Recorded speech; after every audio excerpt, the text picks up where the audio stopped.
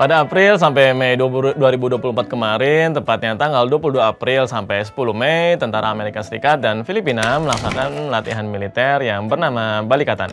Uniknya, nama Balikatan sendiri berarti bahu-membahu dalam bahasa Filipina. Pada latihan militer itu digadang-gadang merupakan latihan militer terbesar antara AS dan Filipina yang pernah ada. Tak kurang dari 16.000 tentara yang kebanyakan merupakan marinir AS dan Filipina serta tentara Angkatan Darat AS, juga berkisar 200 tentara Australia yang ikut pada latihan itu. Kalau begini posisinya agak dejavu nggak sih soal perang Vietnam, di mana dulu AS mengirimkan lebih banyak tentara angkatan daratnya ketimbang marinir. Tapi ternyata kalah kan mereka di perang Vietnam. Apa mau mengulangi kesalahan yang sama dengan memanas-manasi LCS?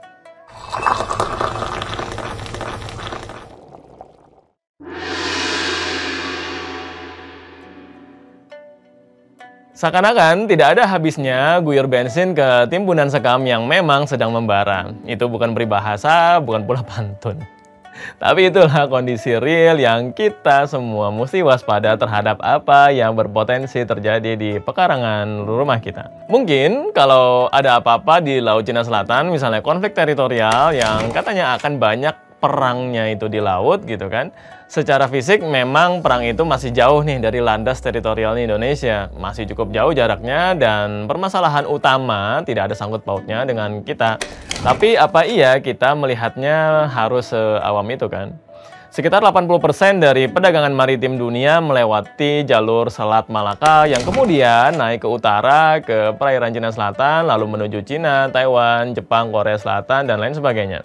Angka tersebut kalau dinominalkan berkisar sejumlah 5, triliun USD per tahun. Sehingga kalau melihat dari angka itu aja, berapa banyak warung bakso Wonogiri yang bisa kita beli tuh. Kalau analogi memberi warung baksonya aja itu udah sangat luar biasa, tinggal meletakkan proporsi itu ke dunia real. Apalagi kalau bukan ekonomi global. Kalaupun tidak kita persempit hanya pengaruhnya terhadap ekonomi regional, ya khususnya Asia Tenggara pengaruhnya juga cukup besar. Well, memang kalau ada apa-apa di Laut Cina Selatan, mungkin masih ada nih jalur perdagangan maritim alternatif lainnya. Tapi mau lewat mana, Bambang? Coba deh, kita kalau malam-malam gitu sebelum tidur, iseng-iseng nih kita browsing Google Map gitu, supaya ingatan soal geografi kita bisa lebih tajam. Asumsi mudahnya, memang kalau ada perang betulan di LCS, Selat Malaka mungkin masih bisa dilewatin nih. Tapi kemudian arahnya nggak bisa lagi ke utara kan, melainkan ke arah kita, ke arah Indonesia, yaitu ke arah Laut Jawa, agak sedikit ke di selatannya Kalimantan itu. Kemudian lurus lagi masuk Laut Banda, masuk ke Alki-3, baru kemudian ke utara apakah via Laut Maluku ya kan, sebelah sini habis itu, atau Laut Halmahera. Yang kesemuanya misalnya memiliki tujuan Jepang, Korea Selatan, atau Rusia bagian timur jauh, menghindari suasana panas di LCS tadi kan. Menurut laman Associated Press, misalnya kita geser sebentar ke konflik Israel-Palestina nih. Awal tahun 2024, milisi Houthi yang dipekingi oleh Iran berusaha untuk memecah konsentrasi pasukan Israel yang sedang menggempur Gaza, serta menimbulkan efek leverage internasional dengan cara menyerang kapal-kapal yang melewati Laut Merah yang bertujuan ke arah terusan Suez untuk menuju Laut Mediterania, kemudian ke Eropa. Akibat serangan-serangan milisi Houthi tersebut, terjadi peningkatan biaya pengiriman kontainer 40 kaki atau 40 feet yang tadinya berkisar di angka 1.500 USD melonjak naik ke angka 4.000 USD per kontainer. Tentu, kenaikan di atas 2,5 kali lipat itu membebankan harga retail akhir dari apapun barang atau komoditas yang sejatinya bisa dengan cepat lewat via terusan Suez, harus pasrah melipir ke arah Selatan Afrika, melewati Madagaskar, kemudian terus lewat Afrika Selatan, udah dekat Tanjung Harapan, belok kanan, klakson 2 kali biar nggak tabrakan, terus ke arah utara, melipir terus sampai apakah nanti lurus ke arah Portugal, ya kan, atau ke Selat Gibraltar sesuai dengan tujuan mereka masing-masing. Tentu ada hubungan langsung antara konflik teritorial, terutama di laut, dengan apapun yang nanti kita, masyarakat Indonesia nih, konsumsi dari luar negeri, terutama barang-barang dari Cina. Ya kalau soal nilai tukar rupiah terhadap USD dan meningkatnya harga minyak mentah itu mah udah pasti terimbas ya. Kalau kelakar gue sih, ya oke lah ada semacam formalitas nih gitu kan, perang fisik laut gitu ya di LCS. Tapi gue yakin Cina juga bakal tetap dagang. Perdagangan merchandise maupun barang-barang komoditas bakal terus berlanjut ya, cuma dengan konsekuensi kita sebagai konsumen harus pasrah nih nerima harga barang yang lebih mahal nantinya kan. Kalau misalnya rekan-rekan melihat bahwa konflik di LCS ini justru bagus karena nanti kapal-kapal akan banyak yang melewati Alki 3 kita bisa pungut semacam biaya tol laut dan itu nanti ada nilai ekonominya buat Indonesia, ya itu mungkin bisa kita bahas di episode lain kali ya. Coba gue riset-riset dulu ya. Balik lagi soal latihan militer tadi. Kalau kita kulik, biaya pengadaan latihan militer yang setiap tahun AS adakan dengan berbagai macam mitranya, kita bisa hitung dari, ada kalkulasi nih, dari latihan militer antara AS dan Korea Selatan dulu tahun 2018 yang melibatkan sekitar 67.500 orang tentara dengan pada waktu itu memakan biaya 14 juta USD. Artinya, kalau estimasi kasar pakai banget ya kan, ya bisa dibilang biaya per personel untuk mengadakan kegiatan itu sekitar 204 USD per kepala orang. Nggak heran sebetulnya AS bisa mengadakan latihan-latihan militer nih yang melibatkan belasan kalau tidak puluhan ribu jumlah pasukan. Dulu waktu tahun 2018 total anggaran militer AS sudah sekitar 700 miliar USD anggaran militernya. Dan pada tahun 2024 ini diperkirakan anggaran militer atau pertahanan AS sebesar 841 miliar USD. Ada peningkatan yang cukup signifikan. Ya mau gimana? Dulu AS paling benci dengan gagasan Stalin dan Lenin, tapi sekarang mereka juga menggerakkan ekonomi ya dengan dagang senjata nggak sih? Mungkin diam-diam kagum, terinspirasi ya kan, ya jadinya sama aja dengan dulu yang sempat Stalin dan Lenin terapkan untuk menghidupi ekonomi Soviet dengan berjualan senjata selain komoditas energi untuk menopang perekonomian mereka kan. Kalau kita bandingkan dengan anggaran pertahanan Indonesia tahun 2024 sekitar 39,27 triliun rupiah aja atau sekitar 8,7 juta USD kalau kita kurs ke 16.000 rupiah per USD. Tentu kalau lihat dari pemenangnya, AS memang masih bercokol nih pada peringkat pertama negara terkuat dari segi anggaran pertahanan atau militernya, kepemilikan alutsista serta ke tingkat kemahiran prajuritnya. Karena seperti yang sempat gue sampaikan di episode Caguan sebelumnya, tentara Cina belum tentu siap kalau menghadapi perang teritorial betulan. Karena minim ujian dan latihan-latihan militer, nggak seperti AS yang banyak banget mengadakan latihan-latihan militernya. Pengadaan latihan militer besar-besaran di Filipina ini juga bukan tanpa alasan. Kalau kita perhatikan dan teman-teman bisa cek sendiri di Google Map, jarak terdekat antara wilayah daratan Filipina dengan daratan Taiwan hanya sekitar 157 km atau 84,7 nautical miles. Gimana tahu, Mam? Teman-teman tahu nggak kalau jarak itu juga hampir sama dengan wilayah daratan Taiwan yang terluar ke wilayah daratan Cina, sekitar 160 km aja. Artinya, pelaksanaan latihan militer itu bukan juga tanpa alasan dan diadakan paling banyak lokasinya di Filipina bagian utara, walaupun tidak diadakan persis di Pulau Itbayat namanya di Filipina, yang sempat kita ukur jaraknya ya tadi ya segitu gitu kira-kiranya. Dengan melakukan skenario secara jarak, para pihak yang terlibat di dalam latihan militer tersebut paling enggak punya gambaran nanti kalau kapal gue yang meledak, gue bisa berenang ke arah mana dan berapa jauh.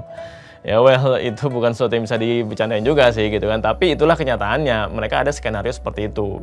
Menurut gue juga AS sengaja melakukan plotting skenario-skenario tersebut dengan ekspektasi bahwa Cina akan tersulut emosinya dan beneran akan melakukan serangan duluan ke Taiwan. Nanti AS dan sekutunya bilang bahwa Cina menyerang Taiwan kendati tidak ada provokasi dari pihak Taiwan, alias unprovoked gitu kan, unprovoked this, unprovoked that. Kata-kata unprovoked ini merupakan kata-kata ajaib yang sempat dipakai oleh berbagai pimpinan elit politik AS melihat apa yang dilakukan oleh Rusia terhadap Ukraina. Padahal bara dalam sekamnya juga sudah ada sejak Minsk Agreement tahun 2014 yang lalu yang tidak dijalankan dengan baik oleh pihak Ukraina dan lain sebagainya. Gue nggak akan makan jatahnya segmen Vegosti di sini ya. Silakan tonton Fauzan and the Gang gitu kan yang bahas Rusia di episode-episode mereka. Kayaknya dengan memutarkan lagunya It Gitaf satu-satu bisa menenangkan Cina supaya nggak terprovokasi nih oleh tindak tanduk AS dan kawan-kawannya nggak sih? Kenapa nggak kan bisa dicoba? Misalnya ringtone HP pejabat Coast Guard Cina gitu kan, atau AL Cina semua diganti lagu itu gitu kan, lagu It Kita dalam bahasa Mandarin tentunya misalnya. Ya bisa aja dia jadi, wah jadi nggak emosi kan gitu. By the way, latihan militer Balikatan itu juga ternyata diikuti oleh perwakilan pemantau militer dari Indonesia, Brunei, Singapura, Vietnam, Thailand, Malaysia, Korea Selatan, Jepang, India, Jerman, Kanada, dan Inggris. Namun, tidak disebutkan spesifik dari berbagai macam pemberitaan berapa total jumlah perwakilan pemantau militer tersebut. Cuman, kalau emang nanti ada perang beneran, fungsi para pengamat itu apa ya? Apakah, oh iya perang betulan gitu ya ternyata. Oke, kami hanya mengamati, ya masa gitu? Kan enggak. Coba rekan-rekan yang paham bisa bantu di kolom komentar ya gitu kan ya. Fungsi dari pengamat tadi ketika perang betulan terjadi itu ya kayak apa nantinya kan gitu. Sekarang permasalahannya adalah pemerintah Cina lagi berang banget gitu kan. Berang-berang, murka ya kan, muka merah padam menyala abangku gitu kan. Karena sewaktu kemarin latihan Balikatan itu dilaksanakan, AS iseng nih kirim sistem rudal Typhoon dengan perhelatan tersebut gitu kan, disisipin. Sistem rudal Typhoon itu salah satunya bisa meluncurkan misil yang namanya Tomahawk. Kalau buat teman-teman yang demen pantengin YouTube channels yang bahas soal perang-perangan, mungkin gak akan asing nih dengan yang namanya Tomahawk ini. Singkatnya, Tomahawk merupakan rudal jelajah yang cukup canggih, mungkin yang paling canggih. Memiliki jarak jelajah ideal 2.500 km, memiliki kepintaran atau kemampuan untuk terbang rendah dan mengikuti kontur bumi sehingga lebih sulit untuk terdeteksi radar musuh. Dapat membawa hulu ledak nuklir, serta dapat diluncurkan dari berbagai macam platform. Sebetulnya, misil jelajah Tomahawk ini telah banyak dipakai di konflik-konflik Timur Tengah yang sudah lewat. Ya, apalagi kalau bukan untuk meluluh lantakan negara-negara Islam. Triggered gitu ya. Namun, dengan fleksibilitasnya untuk diluncurkan, apakah itu dari darat atau dari laut, misil jelajah Tomahawk ini bisa dibilang merupakan momok tersendiri bagi target yang sudah dipasang oleh AS. Nah, perkaranya, salah satu sumber dari militer AS dalam pemberitaan di Reuters dan lain-lain memang mengakui kalau ada simulasi transportasi logistik sistem misil Typhoon tadi yang ditaruh di Filipina. Cuman dari sumber militer AS tadi nggak menyebutkan nih di mana persisnya naruh sistem misil tersebut dan akan ada di wilayah Filipina itu sampai kapan. Salah satu lokasi latihan militer Balikatan itu adalah kota kecil atau daerah yang bernama Santa Ana di Luzon Utara. Kalau kita tarik garis 2.500 km ke arah Cina daratan dari Santa Ana itu, estimasi jarak tempuh ideal misil Tomahawk tadi, jarak 2.500 km sudah bisa menjangkau paling nggak ya sepertiga wilayah daratan Cina. Bahkan jarak 2.500 km dari Santa Ana itu tadi ya kalau misalnya ditarik ke arah Beijing nih, gitu kan, itu udah bisa mengenai target-target yang udah ada sangat dekat dengan Beijing, yaitu di Provinsi Hebei.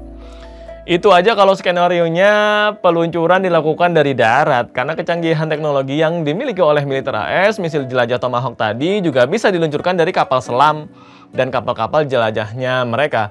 Wah, bisa celaka 13 kuadrat kan ya buat Cina ini. Menurut berbagai sumber, misil jelajah Tomahawk cuman baru bisa dihentikan sama rudal S-400 punya Rusia. Cina memang sudah punya S-400 sebanyak 2 unit, padahal 2014 yang lalu mereka dikabarnya beli 6 unit. Kalau cuma 2 unit sih ya nggak cukup pastinya untuk melindungi wilayah daratan Cina yang sangat luas. Katakanlah dia punya roketnya itu ada 3, ya kan, ada 3 tabung. Ya cuman segitu. Dan kalau kita perhatikan juga, peperangan modern banyaknya bukan perang habis-habisan, tapi lebih kepada masing-masing menargetkan titik-titik atau target strategis untuk diserang, lalu dengan demikian pihak lawan akan menyerah dan mengakui dominasi dari pihak yang lebih powerful. Tapi, kembali lagi soal konsekuensi dan akibat yang ditimbulkannya. Mudah-mudahan tidak sampai terjadi betulan konflik teritorial itu. Kendati AS dan kawan-kawannya selalu berusaha berperan sebagai pembuli. Semua pihak ya harus menahan diri dong. Apalagi kalau melihat bahwa Presiden Filipina yang lebih dikenal dengan sebutan Bongbong juga harus kembali menyegarkan ingatannya terhadap fungsi-fungsi lembaga kerjasama regional, khususnya ASEAN. Di ASEAN sendiri, bahkan di websitenya, rekan-rekan juga bisa cek sendiri kan. Terkait dengan isu LCS ini, beberapa juga sudah ada guidance-nya dan bahkan sudah diratifikasi DOC alias Deklarasi tentang perilaku para pihak di LCS atau Laut Cina Selatan. Dokumen tersebut sudah diteken pada tahun 2012 antara para Menteri Luar Negeri ASEAN dengan perwakilan khusus Cina yang pada waktu itu namanya Wang Yi. Akhirnya, alih-alih misalnya meningkatkan eskalasi membuat Cina tambah geram dan mengusik kedamaian yang ada di kawasan kita, AS harusnya lebih bisa menghormati apa-apa yang para negara anggota ASEAN telah sepakati bersama kan. ASEAN melalui ASEAN Political Security Community juga telah dan tengah terus-menerus menegosiasikan terkait dengan LCS yang tadinya 9 garis putus-putus, ini kalau nggak salah udah jadi 10 garis putus-putus yang diklaim oleh Cina kan. Kalau dieskalasi atau dipanas-panasin terus, ya bukan nggak mungkin Cina juga akan tetap kelewatan reaktifnya gitu ya terhadap LCS tadi. Apalagi Cina sama Filipina ini spesifiknya penjaga pantai atau Coast Guard-nya Cina gitu kan, sering slack di laut gitu kan. Yang terbaru tanggal 2 Juni kemarin ada kapal pemasok logistik AL Filipina dianggap memasuki kawasan ACS tanpa izin, lalu disemprot air tuh sama 2 kapal Coast Guard Cina gitu kan, dan tentu Filipina nggak mau terima gitu kan. Melaksanakan latihan militer bersama, mau itu sama AS sama Inggris sama Aussie bahkan sama alien misalnya, ya kan tentu manfaatnya banyak, nggak masalah. Yang jadi masalah adalah apabila ada kegiatan-kegiatan ekstra nih, seperti tadi memindahkan dan memasang sistem rudal Phaeton tadi, itu memang sengaja manas-manasin. Perlu peran yang lebih dari ASEAN, dalam hal ini Laos ya, yang sedang menjadi chairman untuk ASEAN, untuk bisa mengingatkan lagi nih ke Filipina nih gitu kan, jangan mau juga ditarik terus sama AS untuk mengikuti game mereka.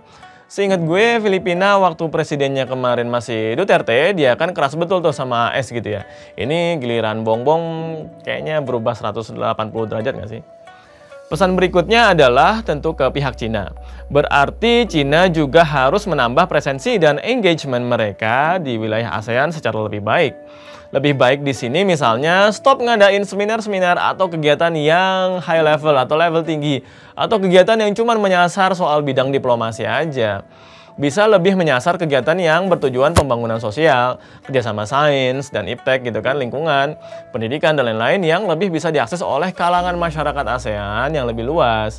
Tapi ya sepengalaman gue sebagai praktisi, pakem dari pihak Cinanya sayangnya masih seperti itu. Dia pikir semuanya kalau udah deal atau selesai didiskusikan di tingkat menteri atau elit politik di atas, maka akan selesai juga ke bawah. Padahal ya lain ladang, lain pula ilalangnya. Jadi ini posisinya sama-sama sulit. AS terus manas-manasin, tapi Cina juga nggak punya komitmen yang jelas untuk supaya secara soft diplomacy atau diplomasi lunak bisa lebih mendapatkan rekognisi yang lebih baik dari masyarakat di negara-negara ASEAN kan. Bahasa Mandarinnya 1, 2, 3, 4, IR Sanse diajarin sekarang, besok udah lupa juga.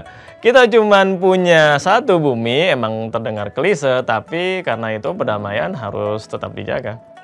Gue Fatan Sembiring, alumni Rumah Kepemimpinan Nurul Fikri, untuk Asumsiko.